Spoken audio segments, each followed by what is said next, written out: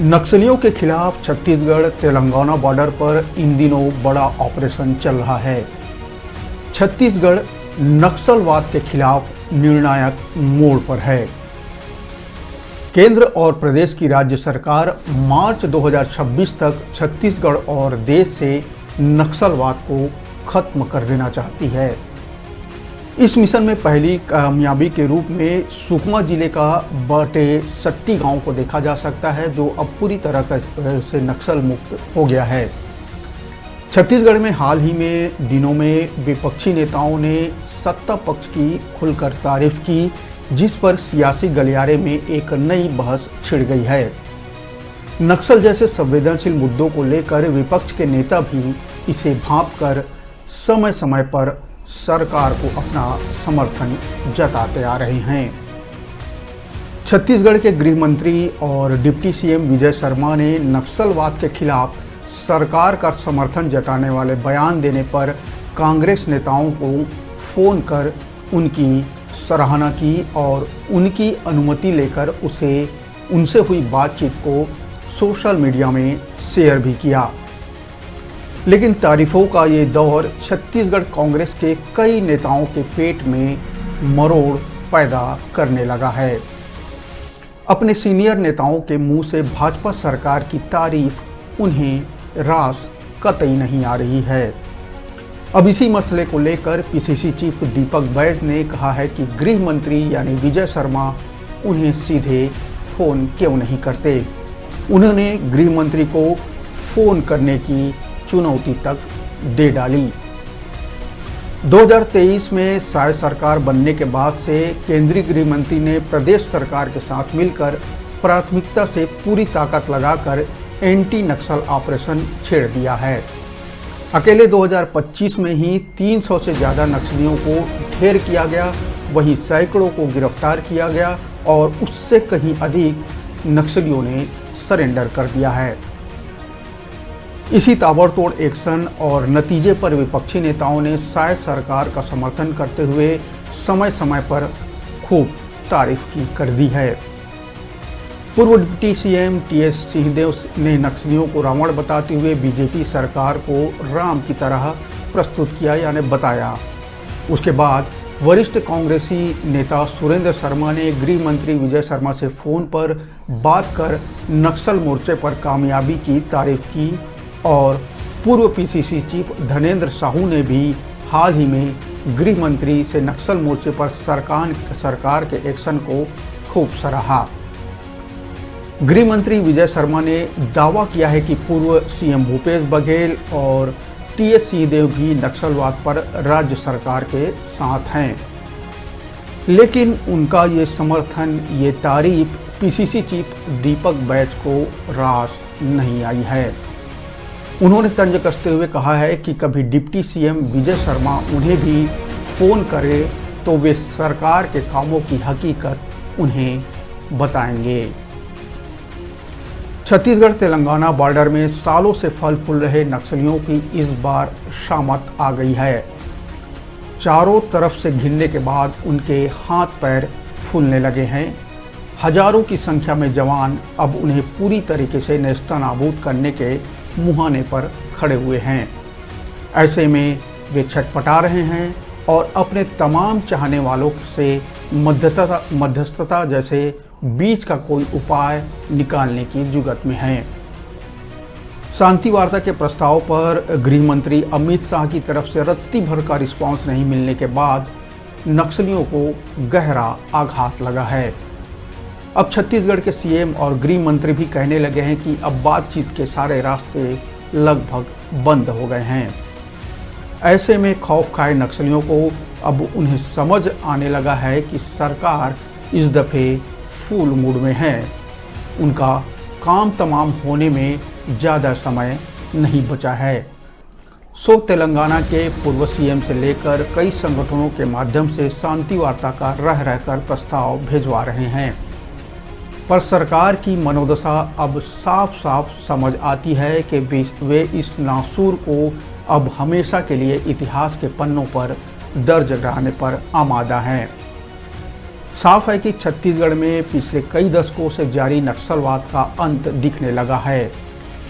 खुलकर स्वीकार करे ना करे, लेकिन विपक्ष के नेता भी मान चले हैं कि नक्सलवाद पर सरकार की नीति और एंटी नक्सल ऑपरेशन सही दिशा में चल रहा है। लेकिन क्या इसे सीधे सीधे स्वीकारना कांग्रेस की ऑफिशियल लाइन से अलग जाना है? क्या इससे कांग्रेस पार्टी को कोई नुकसान होगा? इस सवालों का जवाब हमें आने वाले समय में देखने और सुनने को मिलेगा। आज बस इतना ही। नमस्कार, राम राम। छत्तीसगढ़ प्रदेश सरकार के गृह मंत्री माननीय विजय शर्मा जी ने मेरी सहमति से एक पोस्ट किया है अपने फेसबुक। मैं उनको धन्यवाद देना चाहता हूं। और हमारा मानना यह है कि हमारी कांग्रेस पार्टी, जिसने नक्सलवादी घटना में पूरी एक पीढ़ी को खोया है, और कांग्रेस पार्टी और हमारी सरकार हमेशा से ही नक्सलवाद के खिलाफ रही है। और हम सबकी ये इच्छा है कि छत्तीसगढ़ में नक्सलवाद का समाधान हो, पूरे देश में नक्सलवाद का समाधान हो। छत्तीसगढ़ के में बस्तर जैसा जो सुरम्य इलाका है, वो शांति के साथ, आनंद के साथ विकास की धारा में बराबरी पे चल सके। इसके लिए मैंने उनको उस ऑडियो को जारी करने की सहमति दी थी, और मैं पुनः कामना करता हूं कि छत्तीसगढ़ से नक्सलवाद समाप्त हो और शांति व्याप्त हो। भैया नमस्ते भैया। जी भैया जी जी जी मैं विजय शर्मा बोला भैया। भाई के मने ना वो भी फिर कई जन के नेता मन के आप भी मैंने कांग्रेस के भी मैं देखे हूँ मैंने सकारात्मक भाव ला, तो मैं आपको के देखे तो मैं कहूँ भैया ला मैं धन्यवाद भी कही हूँ। और अगर भैया अनुमति दे हैं तो एक बातचीत ला रिकॉर्ड करके मैं सोशल मीडिया तक डाल दूँ। कहा बरे ये सब जाने रे भाई, सकारात्मक भाव ला भी सब जाने और बात ला भी जाना है। इसी के मैं सोचे भैया तब आप लगाए रहे हो फोन।